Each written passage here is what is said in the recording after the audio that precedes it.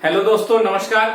आज हम लोग पढ़ने जा रहे हैं आर्टिफिशियल इंटेलिजेंस का क्या प्रभाव होगा, उसका क्या इम्पैक्ट पड़ेगा मानवता में, विश्व व्यवस्था में।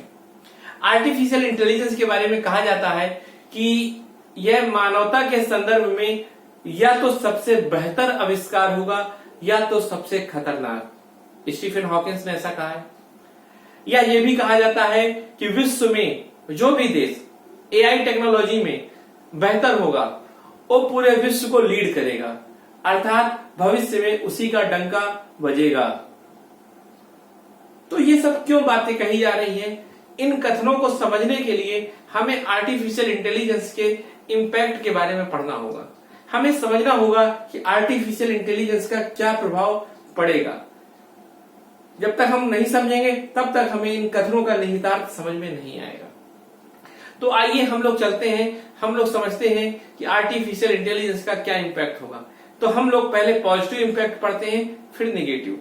तो चलिए हम लोग शुरुआत में पढ़ते हैं सबसे पहले पॉजिटिव इंपैक्ट। तो हम एक जनरल देखेंगे, सामान्य रूप से देखेंगे कि कैसे ये सकारात्मक रूप से प्रभावित करेगा। अब आप समझिए कि ह्यूमन माइंड होता है, ये क्या करता है? डिसीजन, है ना, डिसीजन लेता है और डिसीजन के बाद एक्शन। समझ में आ रही है आपको बात? तो डिसीजन और एक्शन। तो अब आप ये बताइए कि जो एआई होगा, आर्टिफिशियल इंटेलिजेंस, वो भी क्या करेगा? वो भी डिसीजन लेगा, परंतु जो इसका डिसीजन होगा वो कुछ मामलों में इससे बेहतर होगा। पहला कारण,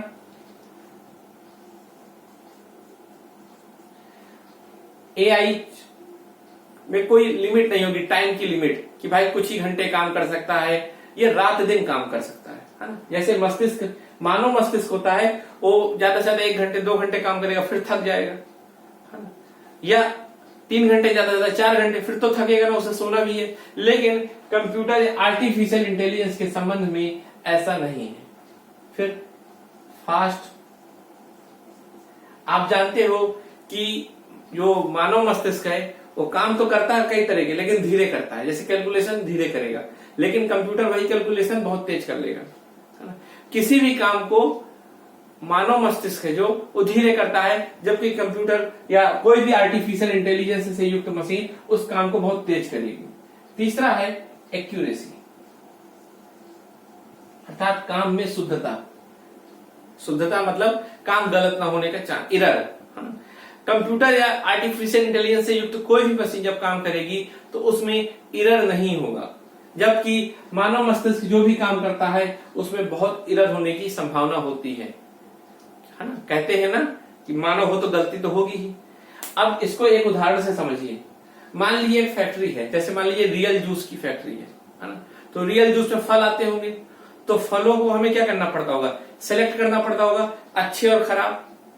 तो हमें क्या लेना पड़ता है? डिसीजन, अच्छे और खराब का। फिर एक्शन, है ना, हटाना पड़ता होगा। अगर मान लीजिए वहां पर एक मशीन लगा दे और मशीन में एआई इनबिल्ट कर दे, जिससे वो क्या करे? वो डिसीजन ले सके, है ना, क्या खराब है क्या सही। अर्थात उस मशीन में हम पहले समझा देंगे कि कौन सा फल अच्छा है, कौन सा फल खराब। ठीक, तो जैसे ही वो मशीन के पास खराब फल आएगा तो मशीन डिसीजन ले लेगी, खराब उसको हटा देगी। जब अच्छा फल आएगा तो उसको सिलेक्ट कर लेगी। और ये काम जब मानव करेगा और जब मशीन करेगी तो उसमें क्या अंतर होगा? अब जब मशीन करेगी तो रात दिन करेगी, मानव से तेज काम करेगी और एक्यूरेसी होगी, कोई गलत काम नहीं करेगी, है ना। कई बार आदमी का दिमाग इधर से उधर चला जाता है, लेकिन मशीन का दिमाग थोड़ी जाता है। तो अब आपको समझ में आ गया कि आर्टिफिशियल इंटेलिजेंस कैसे मानव के लिए मददगार साबित होगा। किसी भी तरह की वो प्रॉब्लम को सॉल्व करेगा तो मानव से बेहतर करेगा। अर्थात कह सकते हैं कि मानवता के लिए वह एक वरदान साबित होगा। इसको आप लोग महसूस करिए। ये तो मैंने आपको बहुत सामान्य तौर पे बताया। चलिए हम लोग अब देखते हैं इसका इम्पैक्ट पर्टिकुलर कुछ सेक्टर पे। जैसे इसका इकोनॉमी में क्या पड़ेगा, है ना। जैसे मान लिया हम लोग इसका इकोनॉमी में देखेंगे ठीक है, हेल्थ सेक्टर में देखेंगे, इसका एजुकेशन में देखेंगे, ठीक, इसका हम कई तरीके से देखते हैं अभी। ठीक, तो चलिए हम लोग पहले इकोनॉमी देखते हैं, है ना। आप समझिए कि जो हमारी फैक्ट्री थी, अब उसमें आर्टिफिशियल इंटेलिजेंस यूज हो जाएगा, जिसके कारण क्या हो जाएगा, स्मार्ट फैक्ट्री। अब इससे आपको पता चल जाएगा, क्योंकि अब ये क्या करेगा, इन तीनों इस विशेषताओं से युक्त हो जाएगा ना वो, ठीक है। तो अब प्रोडक्टिविटी क्या हो जाएगी, बढ़ जाएगी, है ना। अर्थात पूरे इकोनॉमी की प्रोडक्टिविटी बढ़ जाएगी, क्योंकि अब फैक्ट्री पहले से बेहतर काम करेगी। आपको मैंने बताया कि अब फैक्ट्री में एक्यूरेसी ज्यादा होगी, फैक्ट्री में काम 24 घंटे होगा, फैक्ट्री में काम बहुत तेज होगा। इस तरह आप कह सकते हो कि अब इकोनॉमी की प्रोडक्टिविटी बढ़ जाएगी। एक अनुमान है कि 2035 तक $1 ट्रिलियन इकोनॉमी भारत की बढ़ सकती है, अगर भारत आर्टिफिशियल इंटेलिजेंस का अच्छे से यूज कर ले। अर्थात एआई में इतना पोटेंशियल है कि भारत की इकोनॉमी में $1 ट्रिलियन वैल्यू ऐड कर सकता है। यह नीति आयोग का एक डेटा है। आप इससे समझ सकते हैं कि कैसे इकोनॉमी के लिए एआई वरदान साबित होगा। एक और मैं आपको उदाहरण देता हूं, ठीक है।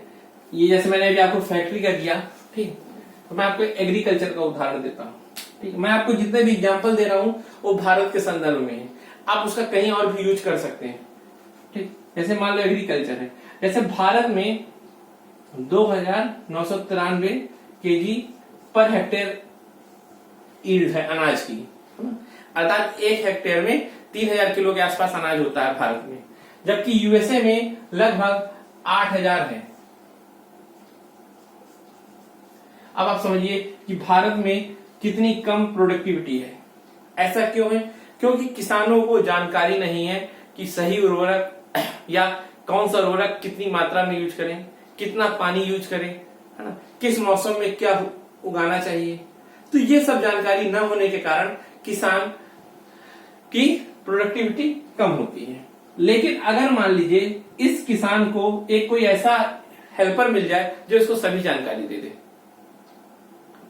तो ये एक बेहतर किसान, मतलब स्मार्ट एग्रीकल्चर हो जाएगा फिर, है ना, स्मार्ट फार्मर। आप समझिए कैसे होगा। इसको मान लीजिए एक मोबाइल दे दिया जाए और मोबाइल से कहा जाए कि अपने खेत की तुम फोटो खींच लो, और जैसे ही फोटो खींचोगे तो उसमें सब आ जाएगा कि तुम्हारी जो मिट्टी है इसमें किस तत्व की अधिकता है, किस तत्व की कमी है, तुम्हें क्या इसमें करना है ना, तुम्हें कौन सी खाद यूज करनी है, तुम्हें कौन सा पेस्टिसाइड यूज करना है, सब कुछ इसमें आ जाएगा। तो अब आप कहोगे ये कैसे होगा, तो आप मुझे ये बताइए कि हम लोगों को कैसे सिखाया जाता है। बहुत सारे पहले एग्जाम्पल दिए जाते हैं ना उसकी, तो वैसे ही हम बहुत सारी फोटो लेकर फीड कर देंगे, है ना, डेटा मशीन में, तो फिर मशीन को उसी से कह देंगे कि कंपेयर करके बता देना क्या है, तो मशीन भी यही करेगी। जैसे आपने फोटो खींची, वो उसके पास बहुत सारी लाखों फोटो होंगी पुरानी, उसी से कंपेयर कर देगा और किसान को सब बता देगा। तो किसान फिर स्मार्ट फार्मर हो जाएगा हमारा और उसकी प्रोडक्टिविटी बढ़ जाएगी। तो आपको समझ आया कैसे इकोनॉमी के हर सेक्टर के लिए वरदान साबित होगा। और भी बहुत से इसके उदाहरण हैं। जैसे मैं आपको एक बैंकिंग सेक्टर का उदाहरण बताता हूं, आप ठीक, जैसे बैंकिंग सेक्टर है, ठीक, तो आप बैंक में देख रहे हो सबसे बड़ा फ्रॉड क्या होता है, लोग कर्जा ले लेते हैं, लोन ले लेते हैं, जमा नहीं करते, है ना। तो क्या कहा जाता है, यह कहा जाता है ना कि लोन देते समय केयर से दो, किसी को भी मत दो, ऐसे ही लोगों को दो जो लोन चुकता करे। अब सवाल है कि देखिए बैंक मैनेजर के हाथ में होता है, तो बैंक मैनेजर फ्रॉड भी कर सकता है, भाई थोड़ी कमीशन लेके और किसी को भी लोन पास कर देगा, क्योंकि उसकी जेब से तो जा नहीं रहा। तो ऐसा कुछ हो जाए कि फिर मशीन डिसीजन ले किसको लोन देना है कि नहीं देना। तो ऐसा हो जाए कि जैसे मान लीजिए मैं गया और मैंने कंप्यूटर में अपना नंबर डाला, पैन नंबर या बैलेंस अकाउंट नंबर, ठीक, तो उसमें दो ऑप्शन हो, यस व नो, है ना। अब कैसे यस व नो? कंप्यूटर में जैसे मैंने अपना नंबर डाला तो कंप्यूटर क्या करेगा, मेरी पुराने जितने भी ट्रांजेक्शन है वो सब देखेगा, है ना। उसके पास पूरा डेटा है ना, तो पूरा डेटा देखेगा और डेटा देख के वो मेरे बारे में बता देगा कि मेरी क्रेडिट कैसी है, मैंने पहले अगर कभी कर्जा लिया होगा और चुकता ना किया होगा तो बता देगा, ठीक है। या ये भी बता देगा कि मैं बहुत सही समय से कर्ज चुका देता था। तो अगर मान लीजिए उसने देखा, उसको सब पहले से फीड कर दिया गया होगा, इसमें सब कुछ फीड कर दिया होगा कि कैसे लोगों को यस बोलना है, कैसे लोगों को नो बोलना है। तो जैसे ही कंप्यूटर में मेरा नंबर जाएगा, कंप्यूटर पुराना डेटा देखेगा, अगर उसे लगेगा देना है तो यस, नहीं तो नो। और बैंक मैनेजर इसमें फिर कुछ भी करप्ट काम नहीं कर पाएगा, अर्थात वह गलत लोगों को लोन नहीं देगा क्योंकि अब उसके हाथ में है नहीं। तो इस तरह आप कह सकते हो कि बैंकिंग सेक्टर में भी होने वाले फ्रॉड को एआई रोक सकता है। क्योंकि बैंक मैनेजर की देखिए क्षमता भी कम थी, वो कितना डेटा देख लेते, ज्यादा से ज्यादा 1 या 2 साल का, है ना। लेकिन आर्टिफिशियल इंटेलिजेंस तो शुरू से देख लेगा ना, जब से उसका डेटा है। तो आपको बात समझ में आ रही? इस तरह आर्टिफिशियल इंटेलिजेंस बैंकिंग सेक्टर को भी इंप्रूव कर सकता है। अब मान लीजिए ट्रांसपोर्ट देख लेते हैं। किसी भी इकोनॉमी के लिए ट्रांसपोर्ट सेक्टर बहुत इंपॉर्टेंट होता है ना। अब अगर परिवहन ही ना होगा तो इकोनॉमी में तो कोई एक्टिविटी ही नहीं होगी। ये बात तो आप जानते ही भाई, ट्रक, ट्रेन, बंदरगाह, हवाई जहाज ना हो तो कोई इकोनॉमी में मूवमेंट ही ना हो।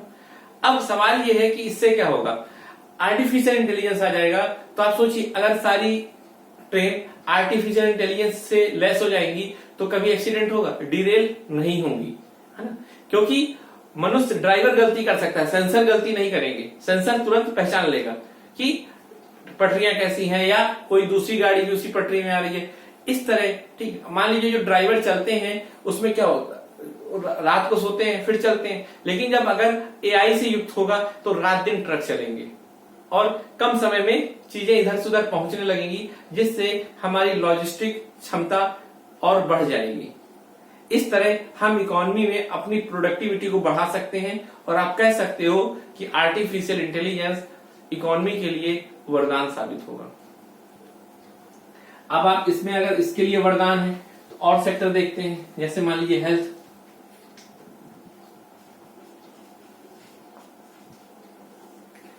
हेल्थ के लिए मैं आपको एक बार एग्जांपल दूं, जैसे भारत में लगभग 34% लोग शहर में रहते हैं और गांव में रहते हैं 66% लोग।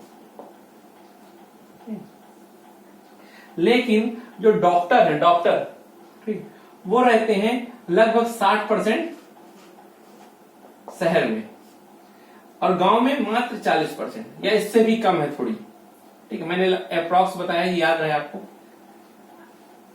डॉक्टर ही है जो हेल्थ सर्विस प्रोवाइड करते हैं। तो अब आप देखिए कि गांव में कितनी हालत खराब है। अगर कोई आदमी गांव में बीमार होता है तो शहर आना पड़ता है, एक्स्ट्रा खर्चा, फिर आलस के मारे आते ही नहीं हो, ठीक है। अल्लाह मान लो से खांसी आ रही है, उसने आलस या कंजूसी या बेचारे के पास पैसे ही नहीं है मान लो, तो नहीं आएगा। और खांसी कब टीबी बन जाएगी पता नहीं चलेगा, और फिर सीधे जाके भीड़ लगाएगा कहाँ, बड़े अस्पतालों में। तो आप कहोगे देखो बड़े अस्पताल में कितनी भीड़ होती है। इसीलिए कहा जाता है कि सबसे पहले प्राइमरी हेल्थ में ध्यान देना चाहिए। अगर खांसी को खांसी तक ही रोक लेते तो टीबी की समस्या ही नहीं होती। तो अब देखिए, अब मान लो कि गांव में एक लैब बनाई जाए, डिजिटल पैथोलॉजी।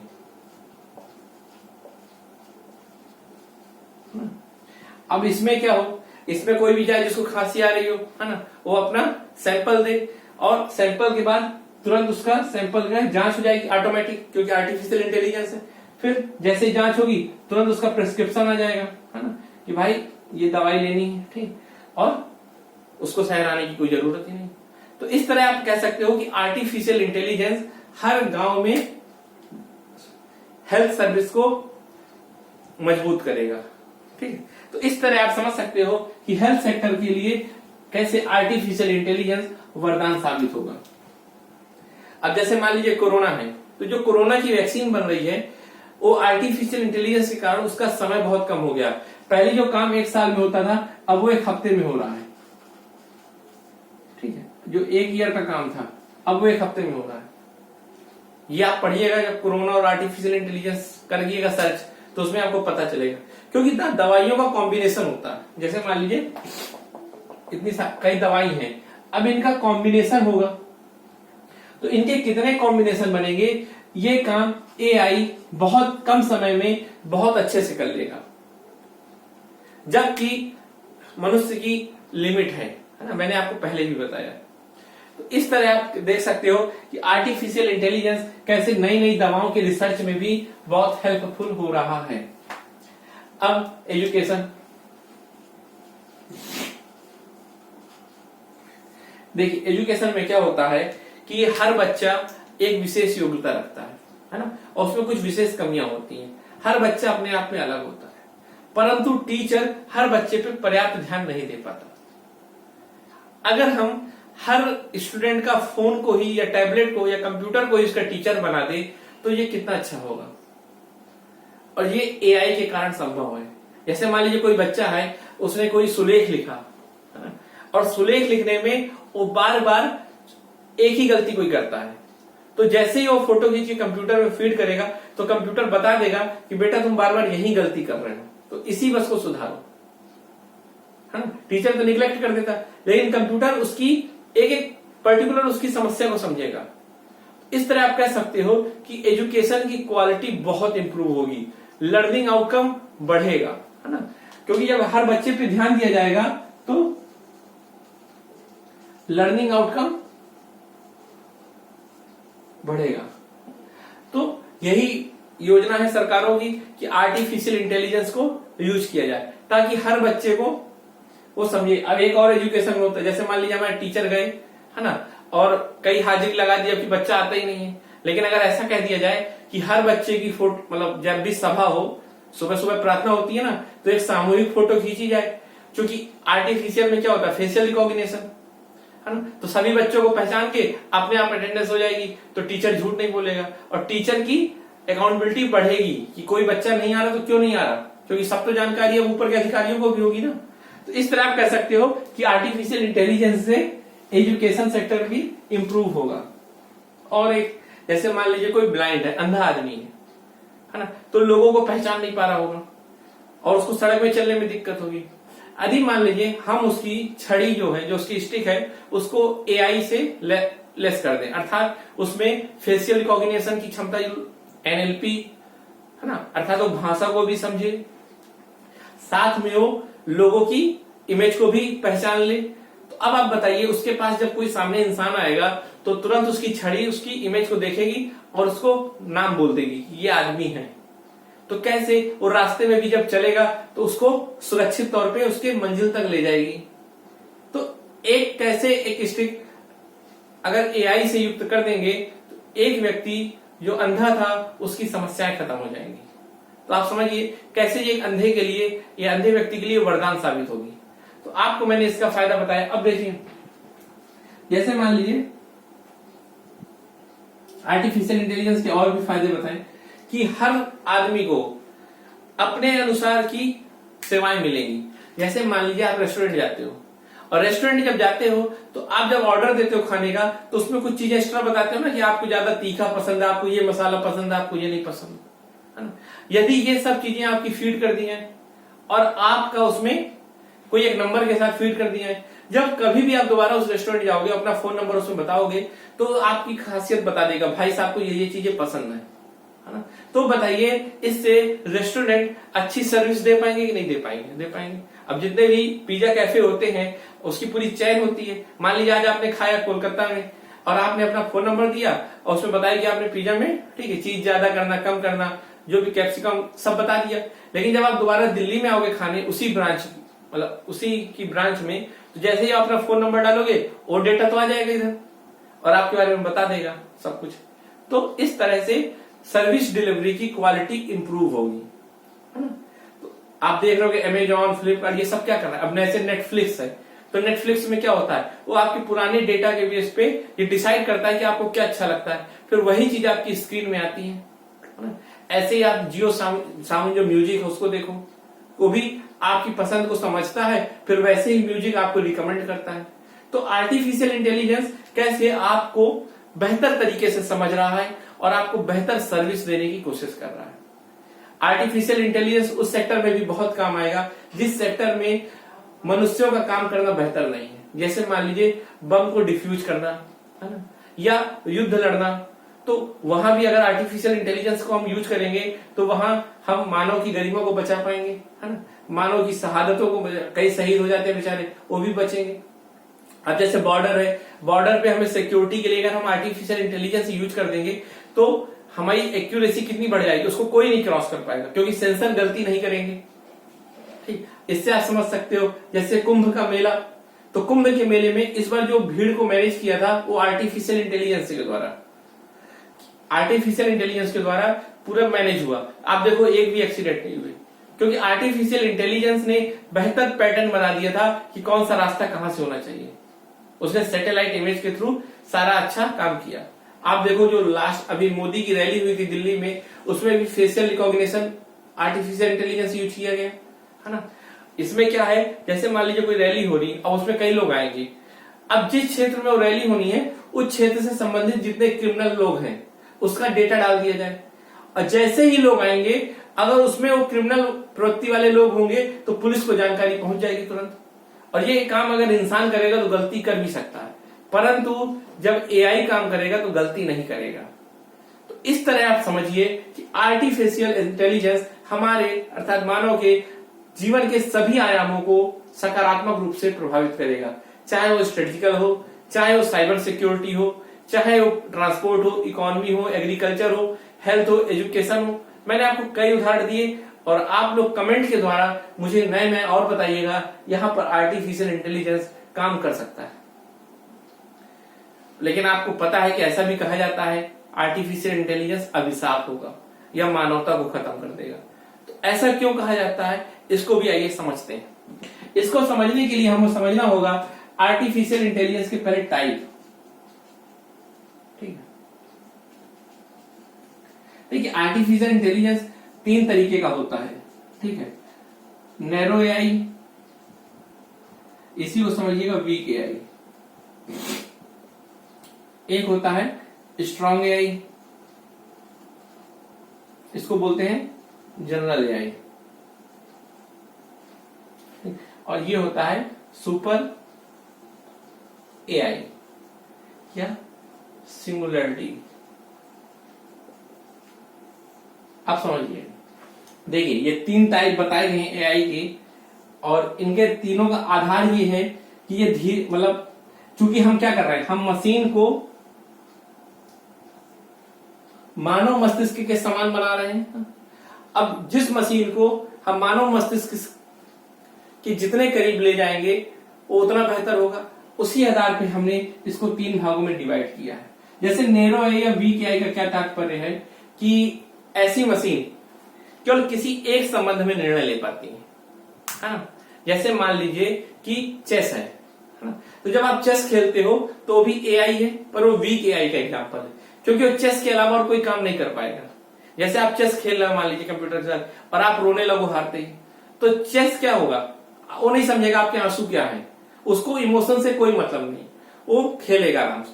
ठीक, लेकिन अगर मान लीजिए कोई स्ट्रॉन्ग एआई या जनरल एआई युक्त चेस खेल रहा है आप, है ना, अर्थात उसमें अब ये तो आर्टिफिशियल इंटेलिजेंस का कमजोर स्वरूप है, ये उसका और मॉडिफाई वर्जन है। अगर मान लीजिए कोई आप खेल रहे हो आर्टिफिशियल इंटेलिजेंस वाला चेस, ठीक, और जिसमें आर्टिफिशियल इंटेलिजेंस का ये वाला वर्जन है, तो जैसे ही आपके आंसू आएंगे आपके वो इमोशंस को समझ लेगा और शायद आपको सांत्वना देने लगे कि भाई रो मत, अगले स्टेप में तुम जीत जाओगे, है ना, ऐसा कुछ समझाने लगेगा मान लीजिए। ठीक, तो ये हो गया। आप इन दोनों में अंतर समझे, ये एआई का कमजोर स्वरूप है, ये आई का मजबूत स्वरूप है। इसमें केवल एआई एक तरह का काम कर पाता है, इसमें एआई कई तरीके का काम कर सकता है। जैसे मान लीजिए रोबोट का चिट्टी, जो रोबोट मूवी आई थी उसमें चिट्टी क्या था, वो इमोशंस को भी समझता था और कई तरीके के दूसरे काम भी कर लेता था। तो इन दोनों में ये अंतर है। बात समझ में आ रही? ये क्या है? ये ऐसा एआई है जो मानव मस्तिष्क की तुलना में बेहतर हो जाएगा, है ना। मतलब जैसे पहला एआई का सबसे कमजोर स्वरूप, फिर उससे मजबूत, और इसमें क्या होगा, इस समय एआई मानव मस्तिष्क के बराबर हो जाएगा। और जब मानव मस्तिष्क के बराबर हो जाएगा और अपने आप को बेहतर करने लगेगा,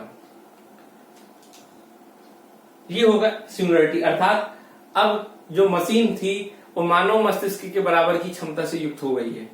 और जैसे अभी तक क्या था, इसमें मानव मस्तिष्क इसको गाइड कर रहा था, इसमें भी मानव मस्तिष्क इसको गाइड कर रहा था, लेकिन इसमें क्या होगा, ये खुद को भी गाइड करेगा, अर्थात खुद में सुधार करने लगेगा।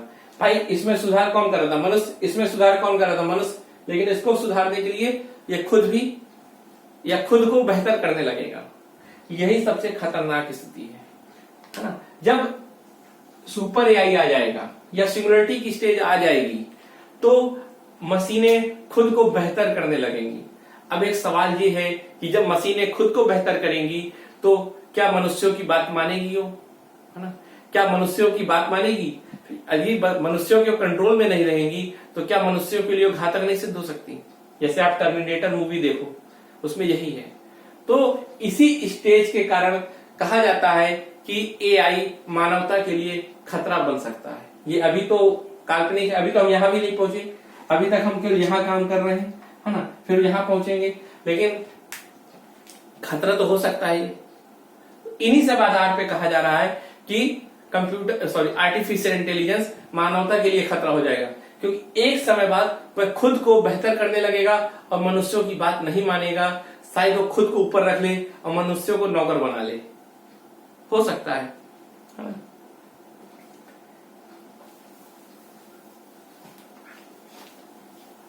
तो इसको समझिए। अब चलते हैं दूसरी तरह का इसको लेके क्या खतरा है। ठीक है, एक और सबसे बड़ा खतरा है। अभी जो पहले मैंने खतरा बताया ये तो एक कल्पना, अभी कल्पना है, लेकिन एक खतरा जो वास्तविक है वो है भेद, असमानता।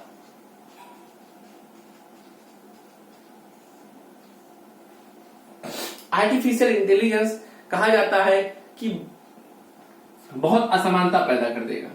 अब क्यों, समझिए भाई। ये मान लीजिए एक नौकरी है, ये नौकरी और ये नौकरी, ठीक है। ये नौकरी है जिसमें मानसिक श्रम होता है, मानसिक श्रम। ये है जिसमें होता है प्योर शारीरिक श्रम, जैसे अब चपरासी टाइप की, सेवक चपरासी। और ये है जैसे आईएएस, ठीक, या नेता, ठीक, ऐसी पोस्ट, है ना। ये निर्णय लेते हैं और ये चपरासी। और ये क्या है, सब बाबू मान लीजिए बीच के हैं,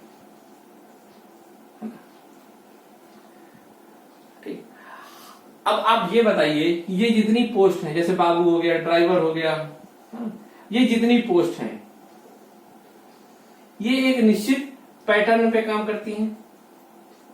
कुछ अपवाद हो सकती हैं, लेकिन एक निश्चित पैटर्न में काम करती हैं, है ना। तो हम क्या कर सकते हैं, हम मशीन को भी यह काम करना सिखा देंगे। जैसे मैंने आपको बताया था ना कि रियल जूस की फैक्ट्री में काम कर रहा है, अच्छे फल और खराब फल को निकालना। अब उसकी जगह मशीन काम करने लगेगी, क्योंकि एक पैटर्न है कि इसमें मतलब कैसी चीज खराब है, कैसी अच्छी है, हम सब उसकी फोटो फीड कर देंगे, है ना। तो जैसे वकील भी यहां आप ले लीजिए, कुछ समय बाद ऐसा होगा कि हर कंपनी अपना एक लीगल रोबोट रखेगी, क्योंकि उसको सभी जानकारी होगी लीगल संबंधित। तो ये बताइए अब कि जब ये सब चीजें मशीन करेंगी, अर्थात मशीन कर सकती होंगी, तो ये सब नौकरियां क्या हो जाएंगी, ये सब नौकरी खत्म हो जाएंगी, है ना। ये सब नौकरियां खत्म हो जाएंगी और क्या होगा, केवल ये नौकरियां खत्म। ये नौकरियां सब कौन करेगा, एआई करेगा। इससे क्या बढ़ेगा, बेरोजगार। तो बेरोजगार का क्या मतलब है, अब केवल ऊपर वाले लोगों के पास पैसा रह जाएगा बस, है ना। बाकी इनके पास तो रह नहीं गया पैसा, क्योंकि आएगा नहीं। तो असमानता बढ़ेगी कि नहीं बढ़ेगी।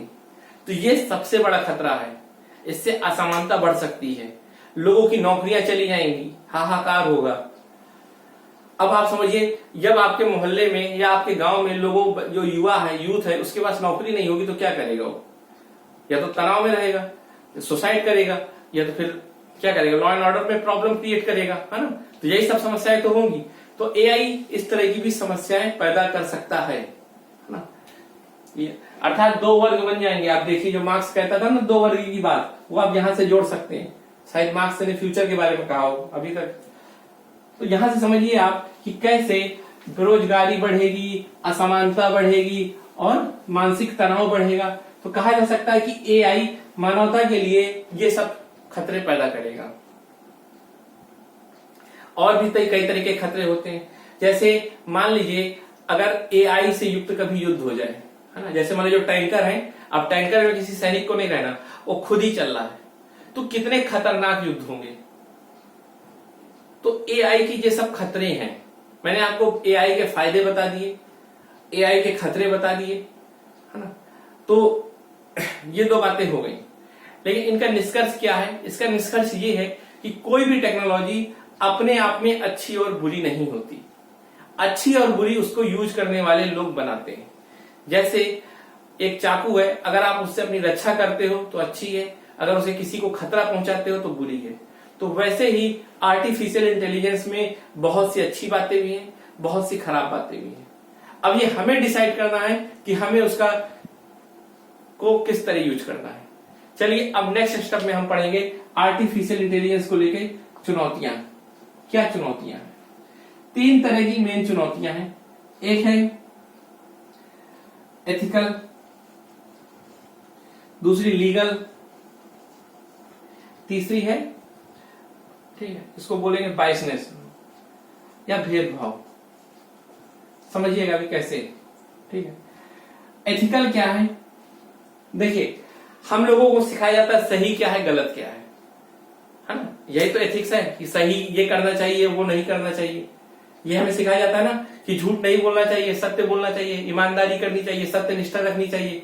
ये सब हमको सिखाया जाता है और इसी के आधार पे हम कोई भी अपने एक्शन का निर्णय लेते हैं कि हमें करना है कि नहीं करना। तो फिर सवाल ये उठता है कि मशीनों को क्या सिखाया जाएगा, है ना। तो देखिए, किसी भी काम को, किसी भी मनुष्य के एक्शन को 2 तरह से डिसाइड किया जाता है। उसके 2 मॉडल हैं। एक तो है परिणाम सापेक्षवाद और दूसरा है परिणाम निरपेक्षवाद, है ना। इसको बोलते हैं डिओन्टोलॉजी, टीलियोलॉजी। डिओन्टोलॉजी और टीलियोलॉजी एक उदाहरण से समझते हैं। जैसे मान लीजिए मैं खड़ा हूं, मेरे पास एक लड़का दौड़ते दौड़ते आ रहा है, कह रहा है मुझको बचा लो, मुझे कुछ लोग मारने आ रहे हैं। तो मैंने कहा छुप जाओ जाके पीछे। अब मान लीजिए कुछ लोग आए, उन्होंने कहा कि कोई आया था क्या? मैंने कह दिया नहीं आया था, मैंने झूठ बोल दिया, उसकी जान बच गई। अब आप बताइए ये काम अच्छा है कि बुरा? कई लोग कहेंगे यह काम अच्छा है क्योंकि इसका परिणाम अच्छा था, तो कई लोग यही कहेंगे कि इसका परिणाम बुरा था। सॉरी, कई लोग कहेंगे कि इसमें आपने झूठ बोला इसलिए यह काम बुरा है, जबकि कई लोग कहेंगे कि इसने किसी की जान बचाई इसलिए यह काम अच्छा है। अब आप समझिए, एक मॉडल उसके परिणाम पे ध्यान दे रहा है, जबकि दूसरा मॉडल केवल प्रक्रिया पे ध्यान दे रहा है ना। तो अब इसमें आप समझ सकते हैं, जैसे ये गांधी, ठीक, और जैसे ये मार्क्स। गांधी क्या कहते थे कि हमको समानता लानी है परंतु हिंसा नहीं करना, अर्थात हमें कोई गलत प्रक्रिया नहीं अपनानी। जबकि मार्क्स क्या कहते थे, हमको समानता लानी है, उसके लिए किसी का खून करना हो कर दो। अर्थात मार्क्स क्या कहते थे कि प्रक्रिया पे ध्यान न दो, केवल परिणाम पे ध्यान दो। जबकि गांधी क्या कहते थे कि परिणाम और प्रक्रिया दोनों पे ध्यान दो। अगर प्रक्रिया सही है तभी काम करो। अब सवाल ये उठता है कि ये 2 मॉडल है, सही और गलत बताने के, तो कौन सा मॉडल मशीनों को सिखाया जाए? तो ये एक डिबेट का मुद्दा है ना। कोई कहेगा इसको बेहतर मानेगा, कोई इसको बेहतर मानेगा। तो ये एक इस समय चुनौती है कि क्या सिखाया जाए, ठीक। दूसरी चुनौती है लीगल। जैसे मान लीजिए आप रोड में खड़े हैं और रोड में खड़े होके आपको एक कार आके टक्कर मार गई। जब आपने देखा कि उस कार में कोई ड्राइवर नहीं था, क्यों? क्योंकि उसमें एआई था, आर्टिफिशियल इंटेलिजेंस। सवाल फिर ये उठेगा कि आप एफआईआर किसके खिलाफ करोगे, है ना? अर्थात कौन इसमें जिम्मेदार होगा? लीगल लाइबिलिटी बोलते हैं इसको। कौन इसमें जिम्मेदार होगा? भाई कार का मालिक होगा, या उसमें जो आर्टिफिशियल इंटेलिजेंस प्रोग्रामिंग की गई है वो इंजीनियर होगा? आखिर कौन होगा उसका जिम्मेदार? तो ये भी एक चुनौती है, अभी हमें इसमें भी काम करना है। ठीक। जैसे मान लो एलेक्सा आपको गाली दे दे तो फिर आप किस पे शिकायत करोगे, है ना? जैसे मान लो सीरी आपको कुछ उल्टा सीधा बोल दे तो आईफोन वालों को बोलोगे, कि सीरी जिसने प्रोग्राम किया उसको बोलोगे, है ना? तो किस पे आप कंप्लेन करोगे? और हाल ही के समय में अमेरिका में और जर्मनी में कई लोगों ने मशीनों के खिलाफ एफआईआर की है। अब आता है बायस, भेदभाव। ये सबसे बड़ा चैलेंज है, क्योंकि आर्टिफिशियल इंटेलिजेंस किस पे काम करता है? डेटा में। जैसे उसको डेटा फीड किया जाता है वैसे ही वो चीजों को बताता है। जैसे मान लीजिए हमें किसी मोबाइल को या मशीन को सिखाना है कि सुंदरता क्या है, तो चूंकि मान लीजिए कोई यूरोप है, अब यूरोप में लंबे कद के लोग होते हैं, है ना? और लंबे कद के होंगे, ठीक है, गोरी चमड़ी वाले लोग होंगे। तो अब यूरोप की जब उस मशीन को डेटा दिया जाएगा सुंदरता के नाम पर, तो सब क्या गोरे लोगों का फोटो दी जाएगी कि ऐसे सुंदर होते हैं, ऐसे सुंदर होते हैं, ऐसे सुंदर होते हैं। तो उस मशीन के दिमाग में क्या हो जाएगा कि सुंदरता मतलब गोरापन। और वो फिर क्या करेगा? वो फिर जो भी निर्णय लेगा हमेशा वो भेदभाव पूर्ण होगा, है ना? अगर मान लीजिए उसको ये पता चल जाए, उसको अब कहा जाए कि ईमानदार लोग कैसे होते हैं, ईमानदार लोगों की फोटो डालने में उसमें कौन डालेगा? अब एक यूरोप का आदमी है तो भाई वो गोरे लोगों की तो डालेगा ना। तो अब उसके दिमाग में ऐसे ही हो जाएगा ना, तो क्या करेगा? वो मशीन हमेशा जो भी निर्णय लेगी वो हमेशा भेदभाव पूर्ण होगा। आप एक इसको समझिए कि जो हमारे धार्मिक ग्रंथ हैं वो किसने लिखे हैं? धार्मिक ग्रंथ पुरुषों ने लिखे हैं।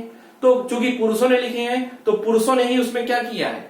अपने आप को ज्यादा महत्व दिया है और महिलाओं को कम महत्व दिया है ना? कि मंदिर में महिलाएं नहीं जा सकती, मस्जिद में महिलाएं नहीं जा सकती, है ना? कई ऐसे, क्योंकि पुरुषों ने उसको बनाया है तो पुरुषों ने खुद को महत्व रखा है। और बाद में क्या कहते हैं? बाद में यही बोलते हैं कि धार्मिक ग्रंथों में ऐसा लिखा है। तो इस बात को आप समझिए। वैसे ही कुछ ना कुछ मशीनों के साथ होगा कि जब मशीनों को आप फीड कर रहे हो तो उनको पहले ही आप 22 डेटा दे रहे हो, है ना? सुंदरता के नाम पे केवल आप क्या बता रहे हो? गोरी चमड़ी। तो इस तरह से बाद में फिर ये मशीनें हमेशा गलत डिसीजन लेंगी, है ना? भेदभाव पूर्ण होगा। तो ये एक बहुत बड़ी चुनौती है ना? अगर फ्यूचर आर्टिफिशियल इंटेलिजेंस का है तो हमें ऐसा फ्यूचर बनाना चाहिए जो भेदभाव पूर्ण ना हो। तो अभी से हमें इस पर काम करना होगा। अगर फील करो, जब धार्मिक ग्रंथ लिखे जा रहे थे, अगर उसी समय नारी सशक्तिकरण की बात होती तो क्या आज जो भी धर्म है वो नारियों को कम महत्व देते? नहीं ना। तो इस बात को सोचिए और फिर उससे इसका कंपेयर करिएगा। तो मैंने आपको इसको बताई चुनौतियां। अब सवाल है कि हमें क्या करना चाहिए। तो हमें पता है कि आर्टिफिशियल इंटेलिजेंस एक नया आविष्कार है। इसको लेके कई तरह के अफवाहें होंगी, कई तरह की बातें होंगी। ऐसा पहली बार नहीं है। जब कंप्यूटर की खोज हो रही थी तब भी ऐसे ही बातें की जा रही थी, है ना? जब चंद्रमा में जाने की बात हुई थी तब भी ऐसे ही डर हुआ था कि कहीं एलियन ना आ जाएंगे, एलियन से लड़ाई ना हो जाए, कहीं धरती को ना खत्म कर दें। ये सब बातें भी हुई थी। तो अब हमें पता है कि इसमें कई तरह की पॉजिटिव पोटेंशियल है, तो हमें इसको यूज करना चाहिए। परंतु उसके लिए विश्व सारे स्टेक होल्डर्स को मिलना चाहिए और कुछ नियम या मानक बनाने चाहिए, कुछ स्टैंडर्ड रूल बनाने चाहिए और उनका बेस ये होना चाहिए कि यह मानवता को सबसे ऊपर रखें। अर्थात आर्टिफिशियल इंटेलिजेंस का प्रयोग केवल मानव के लाभ के लिए हो। उम्मीद करता हूं कि आपको मेरी बातें समझ में आई हों। अगर आपको इस संदर्भ में कोई नई जानकारी हो तो आप मुझसे साझा कर सकते हैं। ठीक, अगर आपको मेरी बातें अच्छी लगे तो आप इसको कमेंट करिए, शेयर करिए। धन्यवाद।